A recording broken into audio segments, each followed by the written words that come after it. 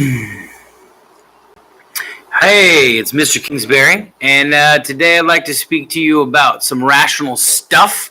This is, of course, for my Algebra 2 class. Our current unit is about solving rationals, or solving rational equations. Today we're going to be talking about multiplying and dividing them. Of course, I am Mr. Kingsbury. Don't forget to put your period and the date. Our essential question today is, how do I simplify rational expressions using multiplication and division? Which is a great question, and it's actually a lot easier to do than you might think. For starters, let me remind you that when we multiply just a regular fraction, like say 2/3 times 5/7, all we do is multiply the top and the bottom. So we get 10 over 21 in this case. What's really cool is sometimes we multiply two fractions, like say 2/3 and 5/6, and it turns out that once we do that, we can simplify things, which is nice. Both 10 and 18 are divisible by 2. 10 divided by 2 is 5, and 18 divided by 2 is 9. So we get 5/9, which is great.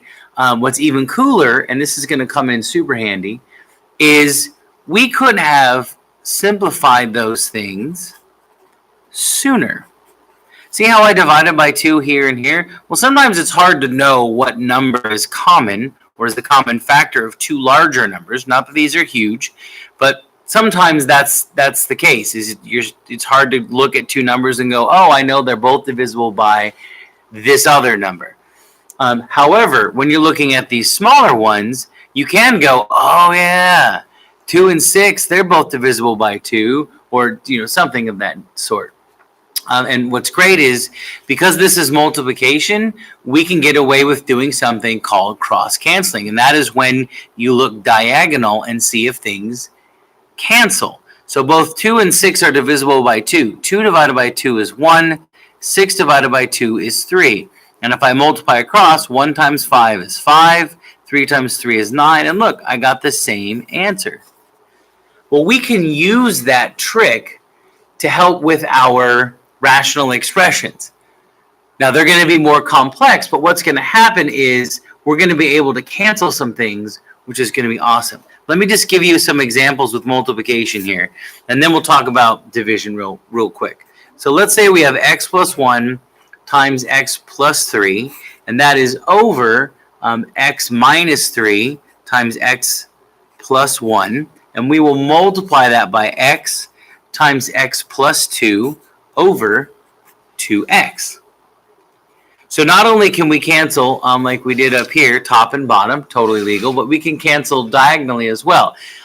So I'm looking to see what's on the top and the bottom, and anywhere that there's something the same, I'm going to cancel that. And over here where I have an x and an x, I'm going to cancel those. And then what I can do is just write whatever's left on top. I can put that in my numerator, and whatever's left on the bottom, I can write on the bottom. So that's all there is to that. When we multiply these, we end up with x plus 3 times x plus 2 over 2 times x minus 3. Let me do another one so you can get kind of the, let's say, the full effect, shall we? So let's say we got negative 5 times x plus 4 times x minus 4. That's on the top of the first fraction. Wow. I'm just not doing well with this pencil today. I keep breaking the lead. If I click it 2 times, it's too far. But if I click it once, it's not far enough, It's like when you're eating chocolate bars. 1 is too many, and 100 is not enough. I guess that's a different situation. Anyway, let's multiply that all by x plus 1 times x minus 4 over x plus 4, which is awesome. I love this. So here's what we can do.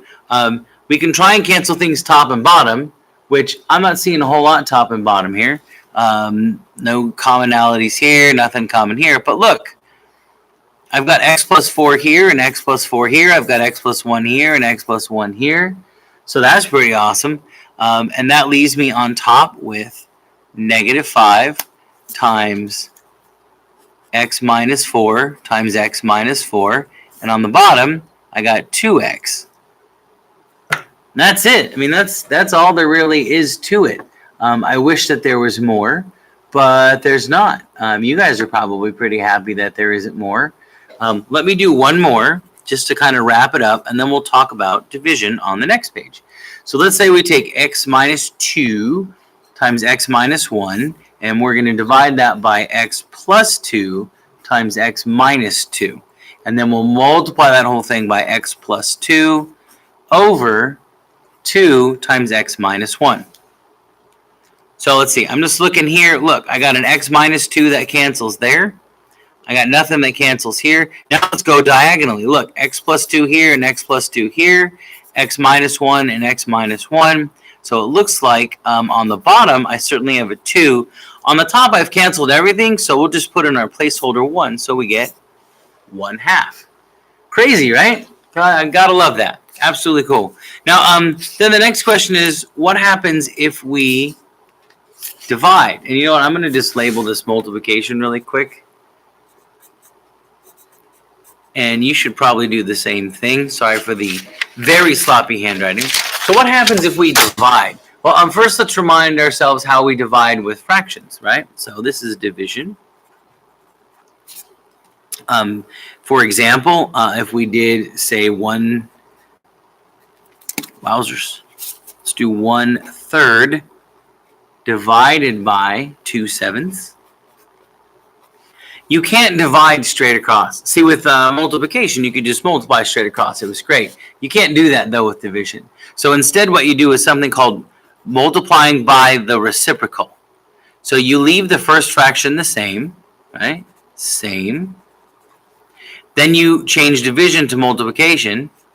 Okay, multiplication, and then you take the last fraction and you flip it. That's our reciprocal. And I'm sorry that is so messy. It's RECIP, recip, RECIPRICOL, reciprocal. I can use it in a sentence if you'd like. I'm just kidding. And then we have a multiplication problem, which we know how to do. We do 1 times 7 is 7. 3 times 2 is 6. We get 7/6. Not a big deal. Let's try another one. How about 2 over 9 divided by 8 over 12? First, we would set it up so we're multiplying by the reciprocal. I've heard this called keep, change, flip before, right? Keep the first fraction, change division to multiplication, and flip the second fraction. And then I'm going to see if I can't, this should be 8, not 2. I don't know why I wrote 2. Should be 8.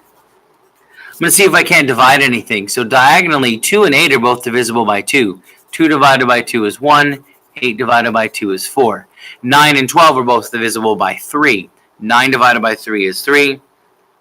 12 divided by 3 is 4. And oh my goodness, 4 and 4 are both divisible by 4. 4 divided by 4 is 1. 4 divided by this 4 is 1. So on top I have 1 times 1, which is 1. And on the bottom, 3 times 1, which is 3. And that's crazy.